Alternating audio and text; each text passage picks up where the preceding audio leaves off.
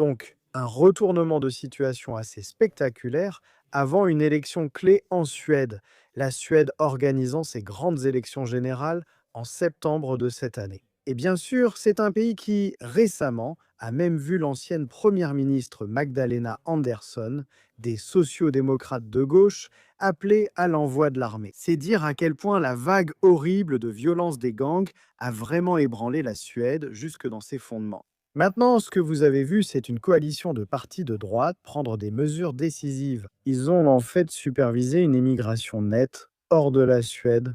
Vous avez également vu l'âge de la responsabilité pénale baisser à 13 ans parce que les gangs utilisaient des enfants comme tueurs à gages. Et vous avez vu par la suite le nombre de fusillades diminuer de moitié en Suède.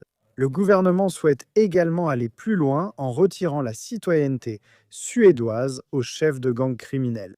Et en effet, ils semblent avoir un certain succès. Mais en regardant vers les prochaines élections, ce qui est vraiment intéressant, comme vous l'avez vu lors de l'élection précédente, c'est que le Premier ministre conservateur Olof Christensen, vous pouvez voir le M là, il appartient au Parti des modérés. En fait, le parti de droite le plus populaire est les démocrates de Suède, qui sont en deuxième position là-bas. Et ce sont les sociaux-démocrates qui mènent en tant que plus grand parti dans l'ensemble. Le KD et le L sont les démocrates chrétiens et les libéraux dans cette alliance de 4 partis au gouvernement en Suède. Maintenant, il y a eu un grand revirement, un grand changement dans la vision du Parti libéral.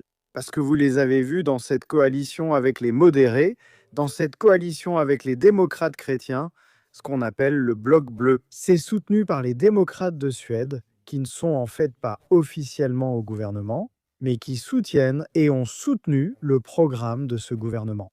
Mais ce que les libéraux suédois ont maintenant déclaré, c'est qu'ils sont prêts à conclure un pacte avec les démocrates de Suède après les prochaines élections. Jusqu'à présent, ils disaient qu'ils ne feraient pas partie d'une coalition avec les démocrates de Suède. Ils semblent avoir changé d'avis sur cette décision maintenant, et ils sont prêts à former une alliance, une sorte d'alliance à droite, afin de s'unir et d'essayer de former un gouvernement après les prochaines élections. Donc, je pense que c'est un peu un bouleversement dans la politique suédoise et pour les prochaines élections suédoises. Mais n'hésitez pas à me dire ce que vous en pensez dans les commentaires ci-dessous. N'hésitez pas à mettre un petit pouce bleu à cette vidéo et comme toujours, merci de regarder.